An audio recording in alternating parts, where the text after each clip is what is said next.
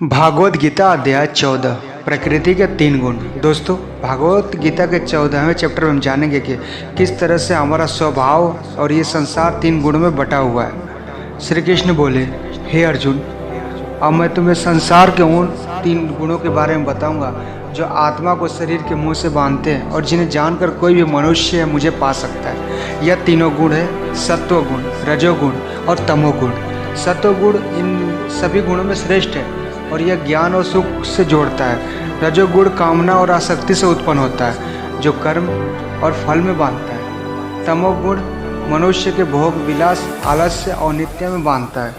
हे अर्जुन, सत्वगुण सुख देता है, रजोगुण कर्म करवाता है और तमोगुण मनुष्य को उसके स्थान से बहुत नीचे गिरा देता है। इन्हीं 2 गुणों को वश में करने से तीसरे गुण की प्राप्ति होती है। जिस पल मन में शांति और ज्ञान बढ़ा हो उस समय यह मानना चाहिए कि सत्वगुण बढ़ रहा है। जिस पर मन में लालच और रिश्वत का अभाव हो उस समय रजोगुण बढ़ता है। जिस समय अंधकार और आसक्ति, आलस्य और निद्रा हो उस समय मनुष्य में तमोगुण होता है। सत्वगुण में मरने वाले मनुष्य परमात्मा को प्राप्त होते हैं। रजोगुण वाला मनुष्य फिर से जन्म लेकर मनुष्य बनता है और तमोगुण वाला प्राणी अगले जन्म में कीट पतंग बनता है। सात्विक कर्म का परिणाम है सुख, राजस कर्म का परिणाम है दुख और तामस कर्म का परिणाम अज्ञान होता है। जो व्यक्ति इस बात को जानता है, यह 3 गुण ही उससे सब काम करवाते हैं, तब वो अपने कर्तव्य से पूरे संसार से मुक्त हो जाता है और इस तरह से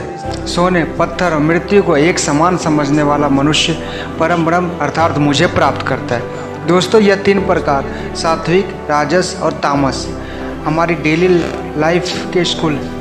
अगर आप मेहनत करके कुछ उम्मीद नहीं करोगे तो आप हमेशा खुश रहोगे। आप किसी अच्छे रिजल्ट की कामना करके मेहनत कर रहे हो तो कोई गारंटी नहीं है कि आप खुश होगे या दुख होगे।